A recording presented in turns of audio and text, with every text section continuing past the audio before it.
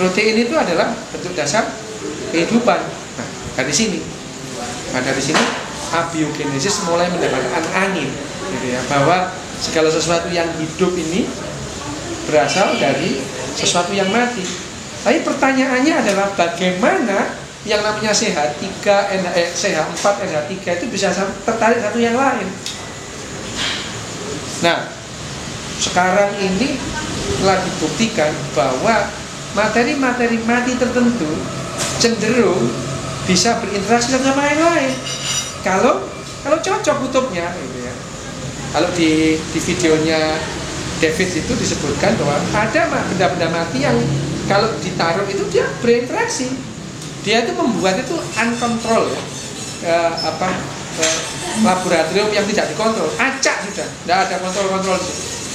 Ditaruh situ beberapa jenis minyak. Nah, minyak kan base-nya kan karbon dan hidrogen dan oksigen dan hidrogen. Ditaruh aja. Minyak itu ada yang cuek gitu ya. Tapi ada minyak-minyak tertentu yang kemudian dia saling berinteraksi, bisa saling menggabung. Bahkan yang lebih mengagetkan lagi, dia bisa memakan minyak yang lain, membentuk minyaknya dan bentuk yang minyaknya dia sendiri. Nah, ini luar biasa, ya. Tapi ini tidak bisa dianggap sebagai kehidupan karena dia tidak bisa mensintesa makanan sendiri. Itu hanya minyak-minyak ini hanya berinteraksi. Ini menjelaskan kenapa CH4 NH3 waktu itu bisa berinteraksi meskipun ada petir waktu itu. Kalau dia tidak berinteraksi tidak bisa. Nah, ini yang menjelaskan, mendukung teori abiogenesis, abiogenesisnya sendiri ya sudah, itu wacana lama sebetulnya, ya sudah lama, ya. Jadi orang-orang yang abiogenesis sudah jelas menjelaskan yang ya misalkan bahwa teorinya Oparin tadi itu dia akan terus kemudian dia kok bisa akhirnya dia mengatakan dulu itu ada primordial soup, ya, soup purba di mana, di laut. Dan ini kalau Oparin itu terus kemudian Miller dan Curry itu mengatakan iya, dasar kehidupan kita itu di laut karena setiap sel kita ini yang ada NaCl-nya. Artinya kita semua berasal dari laut, ya kan? Kalau kita berasal dari burger gitu ya lain lagi, gitu kan? Ceritanya bukan hanya tubuh kita ini dasarnya adalah natrium dan kalium, ya. NaCl itu paling banyak natrium dalam tubuh kita. Artinya mengindikasikan bahwa kita semua dari laut, terus kemudian evolusi ke darat.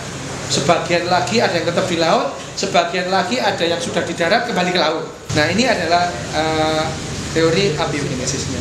Nah, primordial soup itu tadi kemudian menjadi itu tadi setelah terjadi reaksi antara NH3, CH4 dan H2O membentuk satu senyawa yang disebut protobion. Protobion. Kalau dulu ini namanya PPLO,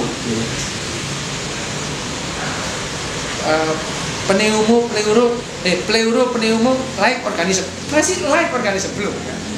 Jadi lapisan-lapisan yang menyerupai organisme.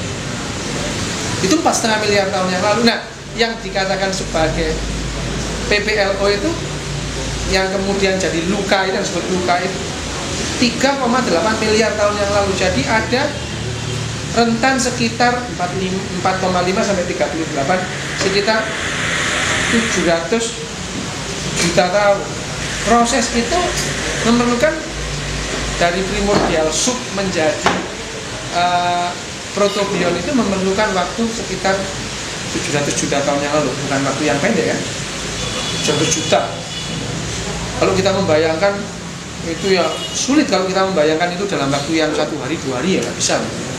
Itu adalah proses yang lama yang membuat benda-benda yang tadinya betul-betul benda mati dalam konteks ini mati, ini hidup, ya. Karbon, ya, metana itu kan barang mati. Terus kemudian amonia itu ya barang mati, kita tidak bisa melihat amonia sebagai barang hidup. Yang kecium aja pesing gitu ya. Tapi setelah berinteraksi mereka menjadi materi-materi yang menunjang kehidupan. Tapi ini belum bentuk hidup loh ya. Belum bentuk hidup. Belum bentuk yang belum bentuk hidup. Nah, protobion ini yang dianggap sebagai awal bentuk dasar yang nantinya akan menunjang kehidupan. Nah, ini adalah yang disebut sebagai evolusi kimia. Kenapa? Dari kimia yang betul-betul anorganik menjadi kimia organik. Kimia organik ya, yang bisa membentuk dasar-dasar kehidupan. Nah, kalau kita berikutnya, ya, setelah itu terjadi evolusi biologi, ya, menjadi evolusi biologi. Nah, protobion tadi itu kalau Oparin tadi itu mengatakan bentuk-bentuk kehidupan itu belum, ya memang berubah ya, karena Oparin itu adalah fase-fase awal di mana awal dia mengungkapkan itu pada saat terjadinya benda-benda mati itu menjadi satu. Dia mengatakan itu adalah monomer, ya, monomer. Dia ngomong monomer aja. Terus kemudian monomer bergabung menjadi polimer. Nah, polimer ini yang nantinya menjadi protosel. Protosel itu belum berupa sel, tapi dia bisa merupakan awal pembentukan dari sel. Apa itu? RNA. Dan RNA ini baru 3,8 miliar tahun yang lalu RNA itu terbentuk di muka bumi. Jadi yang luka. Nah, itu ya ada miliaran luka, ya, ada miliaran luka di sana. Tapi satu dari sekian miliar luka itu nenek moyang kita. Last universal common ancestor, ya. Nenek moyang kita bersama, nenek moyang kita bersama. Oh, ada miliaran luka, karena itu ada dalam primordial soup itu banyak luka-luka yang lain, luka yang ya, banyak luka. Tapi dari sekian miliar luka itu ada satu luka yang betul-betul fit terhadap substansi alam, dan itu menjadikan nenek moyang kita. Kenapa? Karena materi RNA kita itu sama semua, tidak berbeda. Kalau berbeda, kalau ada dua luka yang kemudian dia berhasil survive sampai sekarang, ya RNA-nya mesti berbeda.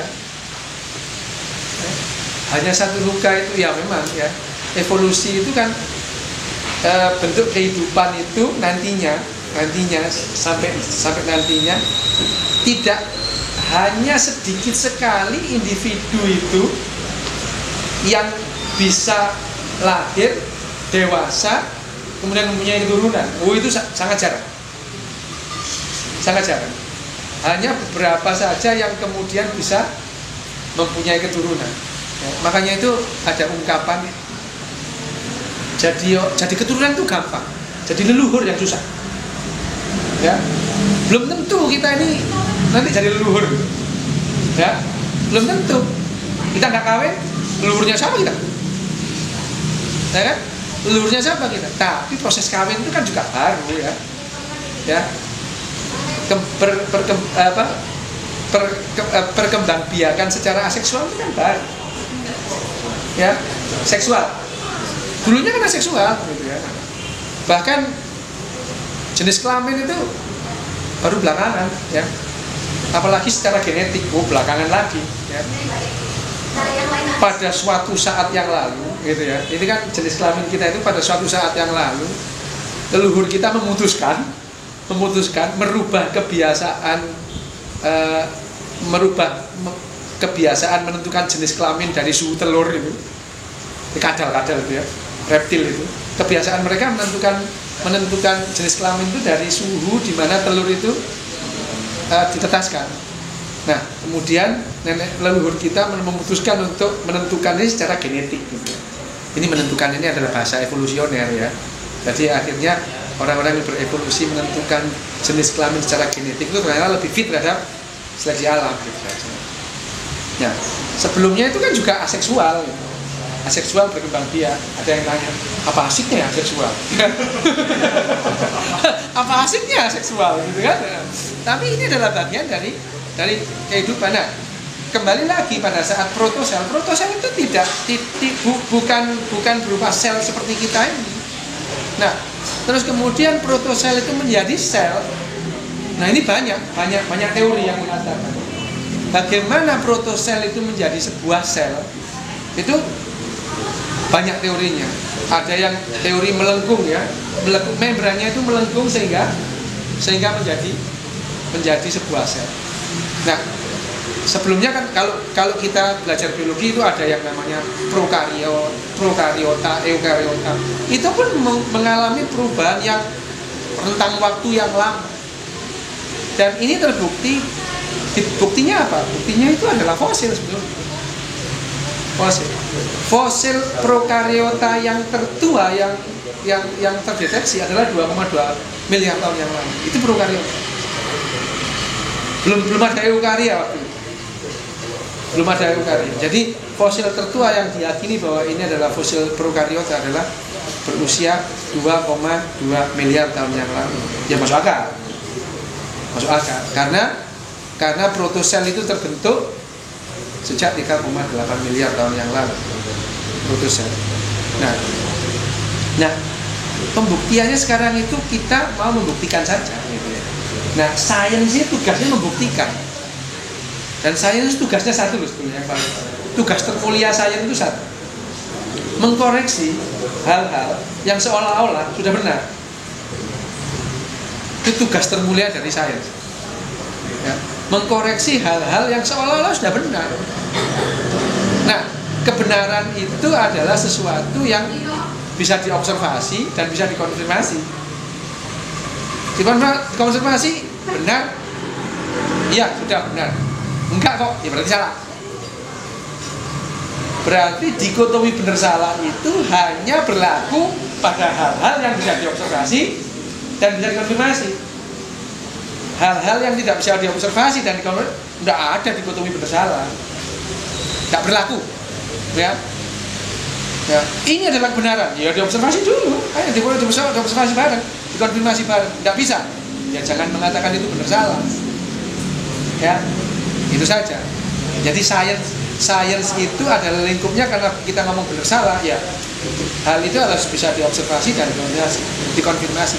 Sekali lagi kita mengatakan bahwa abiogenesis ini salah atau tidak, ya kita observasi bareng dan kita konfirmasi bareng.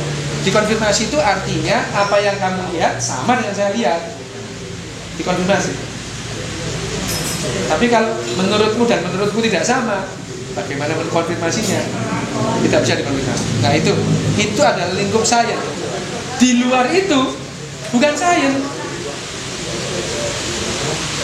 Bukan sains. Misalkan ini. Kalau ada orang mengatakan alam semesta, kehidupan ini berasal dari kehidupan yang lain. Buktinya mana? Harus kamu yakini loh, ini bukan sains. Bukan sains, ya. Kalau bicara mengenai sains, ayo buktikan bahwa kehidupan ini berasal dari kehidupan. Mana sih awal mula kehidupan? Dan seperti itu, dan memang terjadi seperti itu. Contohnya, kalau waktu itu atmosfer ini tidak ada oksigen, bagaimana oksigen terbentuk? Nah, itu adalah tugasnya prokariota. Karena prokariota itu awal, dia itu tumbuh sebagai individu atau sebagai bahan yang bisa berkembang tanpa membutuhkan oksigen. Dan dia yang mengubah atmosfer bumi ini dari tidak ada oksigen menjadi ada oksigen.